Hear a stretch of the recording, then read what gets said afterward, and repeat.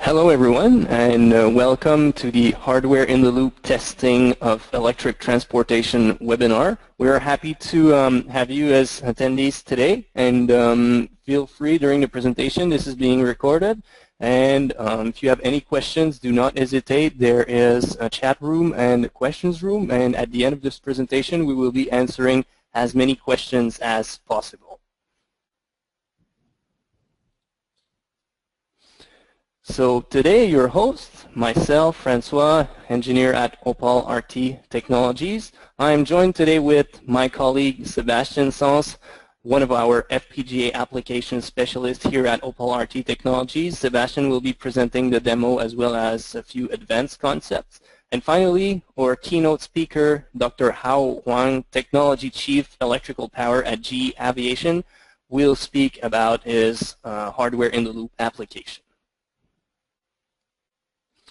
So a brief presentation outline of this webinar. First, we will start with introduction and challenges of HIL for electric drives. Then we will go through a few case studies of some of OPAL-RT's customers. We'll have a live demo.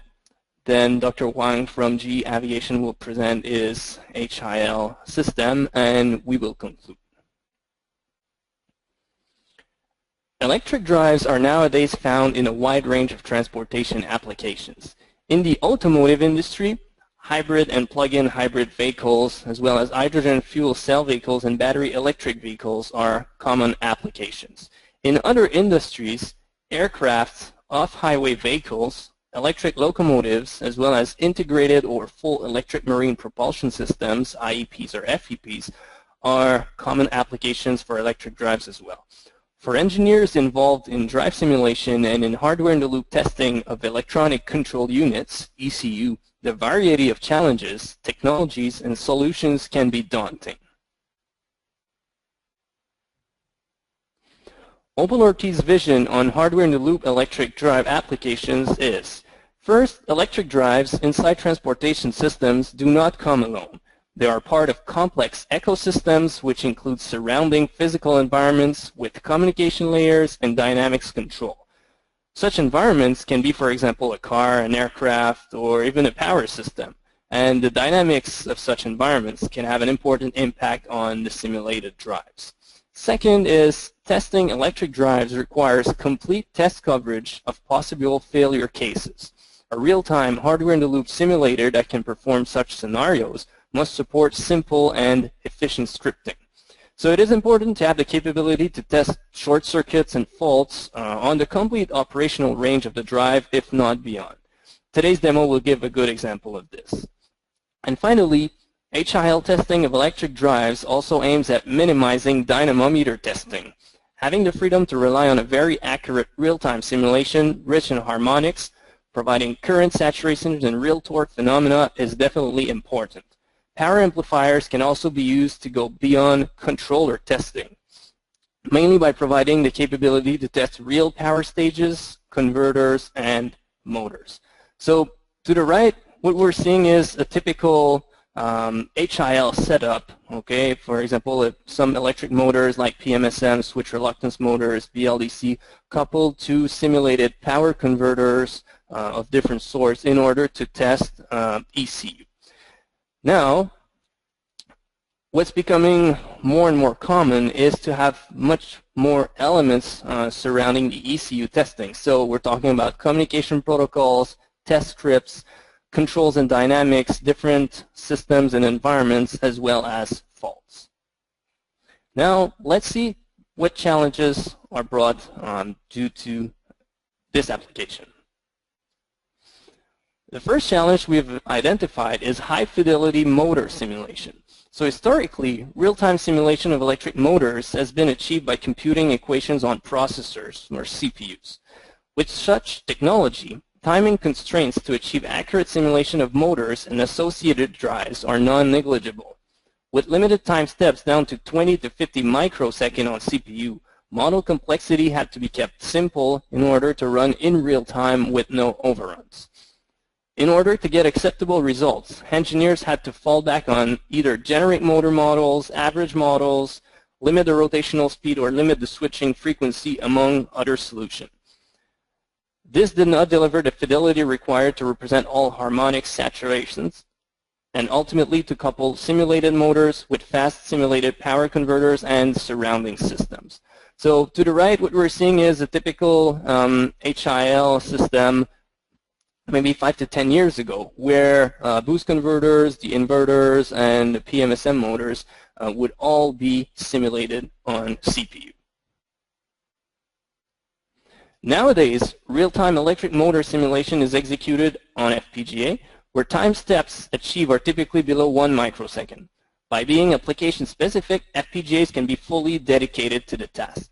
So, timing constraints are therefore reduced, which has allowed us to increase the simulation accuracy. By increasing the simulation accuracy, we can now reach sufficient levels of harmonics and detailed saturation curves, as well as reaching extended rotational speeds and switching frequencies in simulation. This allows us to have an expanded test coverage and have stronger confidence and higher reliability in the end product. But programming detailed electric motors on FPGA is definitely challenging and requires specialized tools. So due to this, generic or pre-built motor models are still common. To circumvent such limitations, FPGA-based real-time simulation of motor models is now coupled with finite element analysis tools. High-fidelity inductance tables are generated from those tools and are directly imported in the electric motor simulation on FPGA. This has allowed our users to take into account non-linearity and allows real-time simulation of motor inductance variations at high current. Fidelity related to detailed electric motor modeling is therefore increased. Motor designers and HIL specialists now work together with a common tool. Efficiency related to electric motor design and testing is therefore enhanced. A second challenge is about the fast power electronics components in hardware-in-the-loop testing. So high-frequency switching is used nowadays to reduce the filter size, the size of other components in the converter, reduce the harmonics of the output signals, as well as to increase the control bandwidth, among others. Using an FPGA-based technology for real-time simulation is therefore preferred. As you can see on the table to the right, low-frequency power electronics would typically run with time steps in the low microseconds, while high-frequency power electronics now run somewhere in the nanoseconds. But similarly to the simulation of electric motors on FPGA, programming power converters on FPGA is also challenging and again requires specialized tools and skills. EHS, standing for Electric Hardware Solver, enables to simulate fast power converter circuits with time steps ranging from 150 nanoseconds to 2 microseconds. With EHS, there is no FPGA expertise nor programming needed. There is a direct interface with SimPower systems, PSIM, Plex, and National Instruments Multisim, and it allows you to test different scenarios without rebuilding any code. But for some people, this could be considered a power electronics HIL environment only, while users must couple it with multi-rate components of the surrounding system, such as motors, power systems, transmissions, braking systems, etc. HIL tools integration then definitely becomes vital. HIL architecture using CPU and FPGA allows users to get the best from both worlds. First, a dedicated FPGA for electric motors, power converters, and fault injection, coupled with a flexible CPU for simulating surrounding systems, dynamics, control algorithms, communication networks, and much more. Now we will see a few case studies from some of OPAL-RT's users. The first case study is Ford, based in Michigan, about a hybrid driveline design and control. So Ford had to simulate an electric drive that contained 2 permanent magnet synchronous motors, one used for traction and one used as a starter generator. The inverters had to be high impedance capable and were coupled with a boost converter. Throughout the simulated system, the PWM frequencies had to range from 2 to 20 kilohertz and the dead time from 2 to 20 microseconds. So testing their production controller with the OPAL-RT system, Ford has been able to conduct multiple tests. Among others, there's the phase overcurrent detection, boost converter action through speed increase, as well as variable voltage control boost through torque commands. A second case study is conservation of dynamometer time from Delphi, located in Indiana. So, through their software development phase for electronic control unit, Delphi had to simulate engines, electric motors, where their engineers had to be able to check the motor algorithms and drivers. They had to simulate the communication network. For this, they have to use multiple CAN and FlexRay channels, and they had to go through fault testing, mainly for diagnostic and error message responses. As per the benefits of using HIL, well, first, because the dynamometers are very expensive, many organizations, such as Delphi, multiplex the access to the dynamometer across several programs. Delphi's objective was to reduce the dyno time and optimize the dyno schedule in order to lessen the chances of incurring lost opportunity cost. Lost opportunity cost occurs when engineers miss their appointment time to the dyno or have to extend testing due to an unforeseen issue. With real-time simulation, Delphi's developers can, they estimated that they can approach the dynamometer with a 90% confidence that the system will perform as expected. And this is only possible with a high fidelity and very accurate simulation platform. Delphi engineers were able to focus on the performance of the system and not on the process of making the system work. This has resulted in wider test coverage, mainly for two reasons. The first one is pretty obvious. They had more time available for testing. And the second reason is that some operating points are difficult to reach or to safely test with a dynamometer, while they are possible to test with a HIL platform. In the end, they were capable of increasing their customer satisfaction, cutting their internal costs, and increase the reliability of the end product. The last case study is about Valeo in France, about rapid control prototyping of powertrains. So Valeo control models were all implemented in the modeling environment MATLAB Simulink. Therefore, they wanted to have an HIL and an RCP platform that was that had native Simulink integration. On top of this, they needed synchronization between their pulse width modulation and analog input acquisition, mainly to prevent the system from acquiring motor and inductor currents during a switching event, thus avoiding interferences.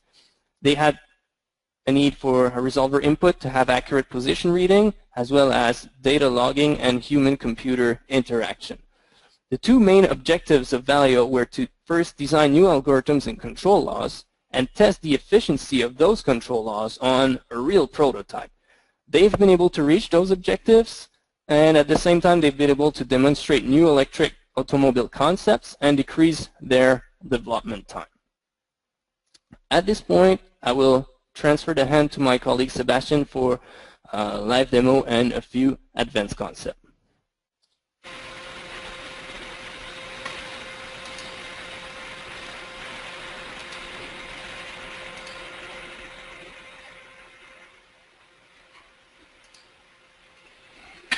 Hi everyone, here is Sébastien Sans. I'm FPGA application specialist in eFPGA sim team. I want to thank the marketing team to invite me today to represent our product and my team to this event. It's always a great pleasure to come here to represent our company. Today I'm going to make a live demo about an hybrid car motor drive, and I'm going to talk about especially fourth insertion at the model level, and I'm going to show you the accuracy of that model. So to start, so here is the setup we're going to use today. So that's OP-4510 coupled with OP-8665, which is a controller, a TI controller that we've built a platform to us, that controller that is compatible with our commands, our simulator. So I'm going to show you that on my webcam. So now you should see it. So at the top here, you have the DSP here. So this is the OP-8665 that hosts that DSP.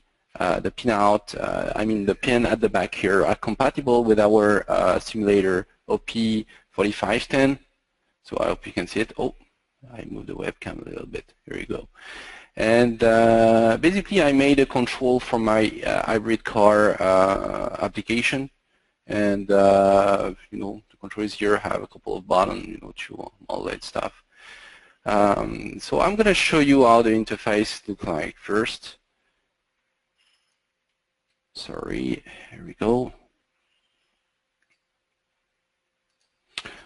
So what we're going to simulate today is boost followed by a DC-AC three-phase inverter followed by a motor. So all the power conversion part is done in EHS. So François just told us about EHS, so I'm going to demonstrate that to you, how it's managed inside the Simulink model. And so everything is in HIL mode, so we have the real controller in the loop. By the way, you can easily see, I'm going to share the scope sometime if you want to see what happened on the scope. So I'm going to share it sometime when it's important. So everything is recording on the scope. At the same time, it's simulated, and I can monitor it in this interface. So so first, I want to show you the model that is used to make that simulation working. So as you might know, if you work with a OPAL-RT product before, the simulation is hosted in the simulator, which is a CPU-based simulator. But in our case, the CPU simulator is just here for the monitoring and to control the FPGA. So inside the master subsystem here, which is the one that runs in real time, in contrary to the console subsystem here, which is the one that runs on my host PC for monitoring purposes, I will have inside the master subsystem a EHS block. So inside here I have the model part. I have one EHS block here, and I have one PMSM block. So for EHS block, this block takes a simpler system model as a reference for what we're going to simulate in the FPGA. And what it does basically, it takes that model, it extracts the netlist, the information, calculate the equation, and push that to the FPGA. So the great advantage of that solution regarding coding directly inside the FPGA is that recalculating the equation takes only a couple of seconds. It's not very long. And you don't have to recompile the FPGA every time you make a modification to your netlist. So I'm going to make a quick example of what you could do. So for example, I'm going to go inside MATLAB and open my circuit diagram I want to run inside the FPGA. So this is a DC-DC AC PMSM drive example. I have my boost here, and here I have my inverter with the interface that's gonna interface with the machine. And if I want to change a parameter, so let's say I want to change the DC capacitor value, I could go here and select a new value for my capacitor. So it was 4.5. I'm going to select 5, let's say. I'm going to apply my modification, save, and then I only have to update the CPU model to be able to apply my change to the initialization file of EHS. Then I'm going to restart my simulation. So I'm going to reset. And I'm going to restart the simulation to have the new value applied. So that whole process takes only a couple of minutes to do. It's not a very long process to do. If I would have to do it, with, if I would have to recode the FPGA, it would take like 4 hours. But with our EHS solution, modifying parameters, modifying the netlist is very easy. So I'm going to connect to the model. So you'll see. It's going to take a second. So right now, if I share my webcam, there is nothing on the scope. And then everything will come back up, and you'll see that the controller will take the hand again on the model and control the simulation.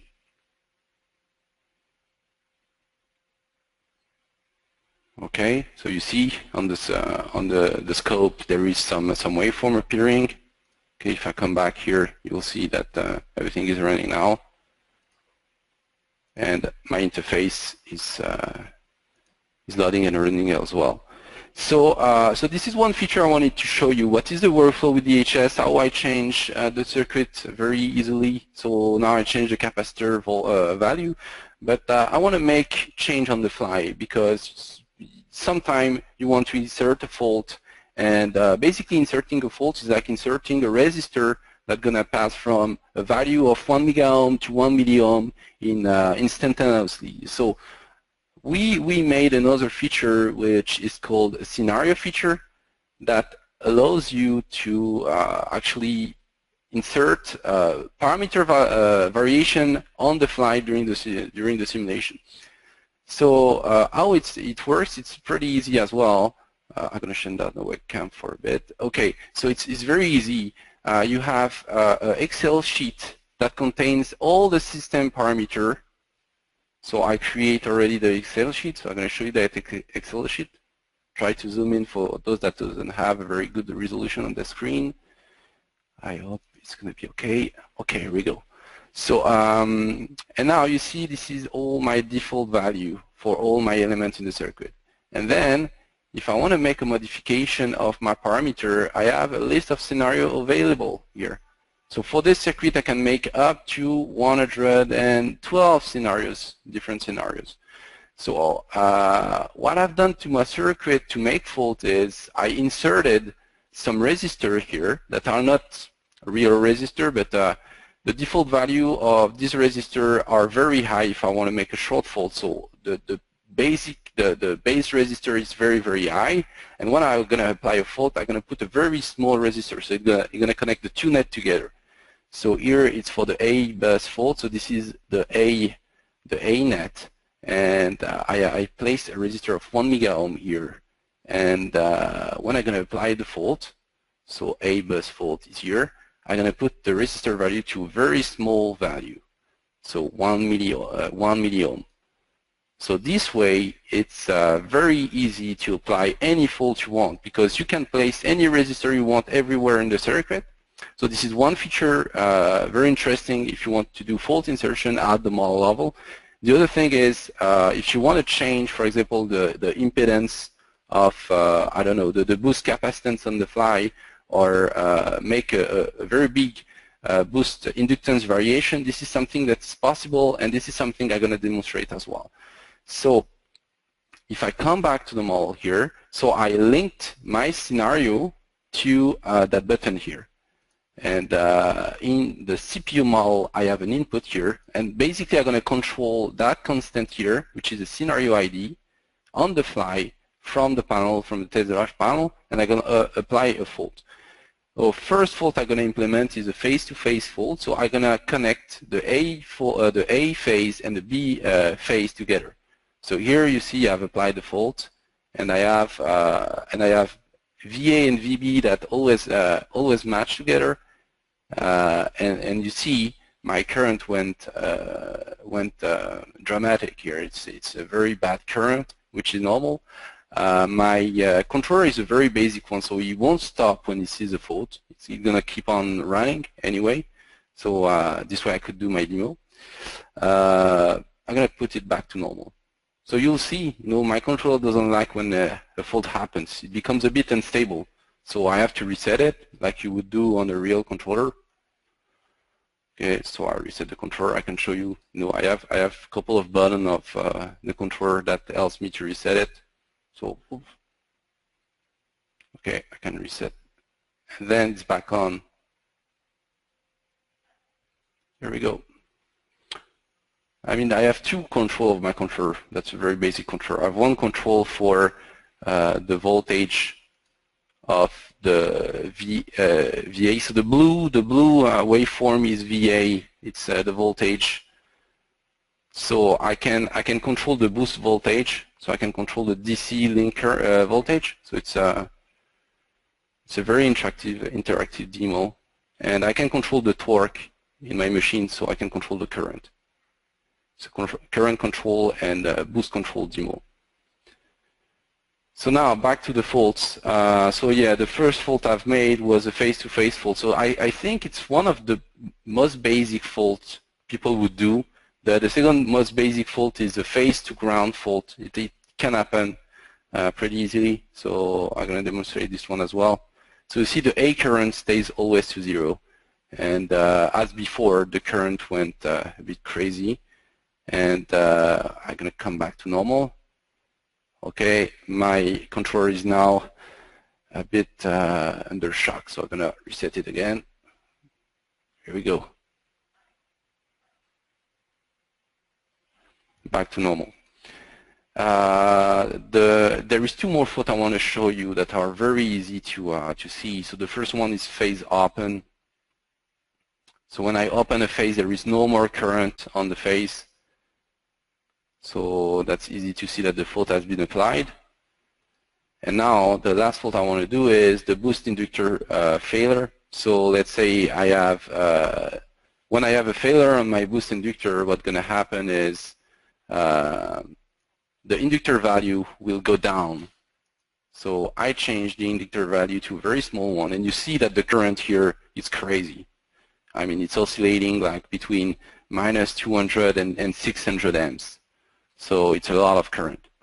Obviously, it's not the only feature we have with DHS.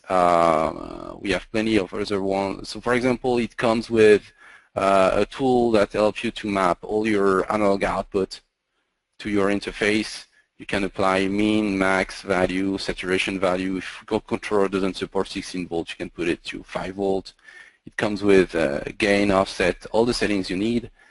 We have a pretty good resolver encoder tool that you can actually modify the gain of resolver, sine, cosine, and you can also apply fault to these.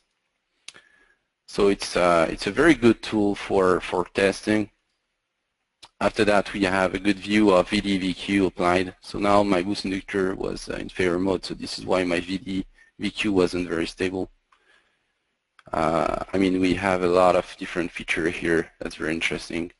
We have a VDQ moving average function as well. So if I come back here, you see VDVQ will be very steady. Okay. So, oh, yeah, it's back a bit oscillating. Okay, reset the controller. Here we go. So now, next thing I want to show you is that everything is hosted in the CPU model. So that means if you want to implement your own model with IMEGASIM inside the CPU model using a simpler system, RTMS or SSN, you can couple EHS, so you can couple the FPGA-based simulation into a bigger ecosystem. So this is one thing you could do.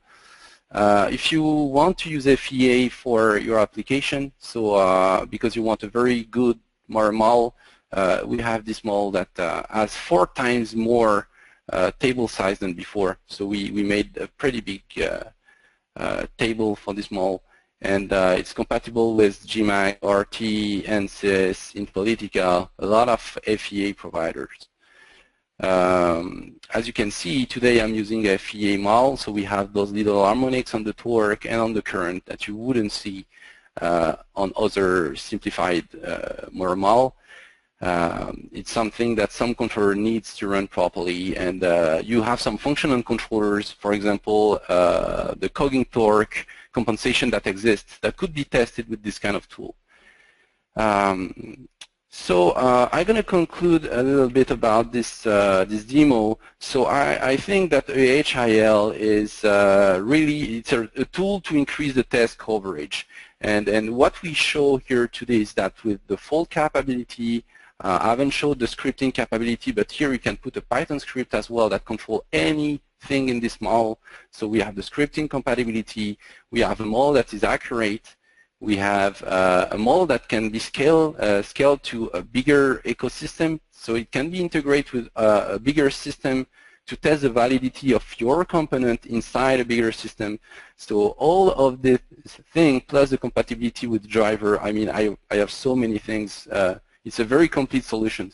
All of those things allows you to increase your test coverage a lot. I mean, compared to a dyno bench, that would be more restricted because you need to respect safety, you need to respect schedules of other team using the dyno bench.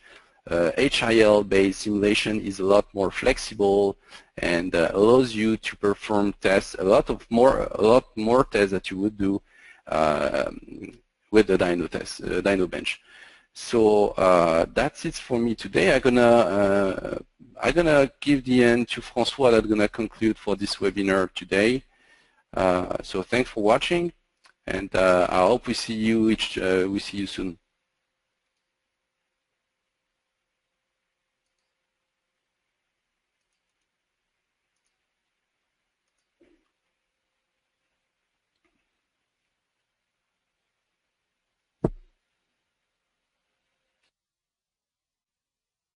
Thank you, Sébastien. So, in conclusion, electric drive real-time simulation evolves in very complex ecosystems. For this reason, dedicated software tools running on CPU and FPGA-based technologies that can be coupled together are required, such as eMegaSim and EHS. Complete test coverage is also needed. A wide range of full scenarios is possible with accurate models, even in limit conditions.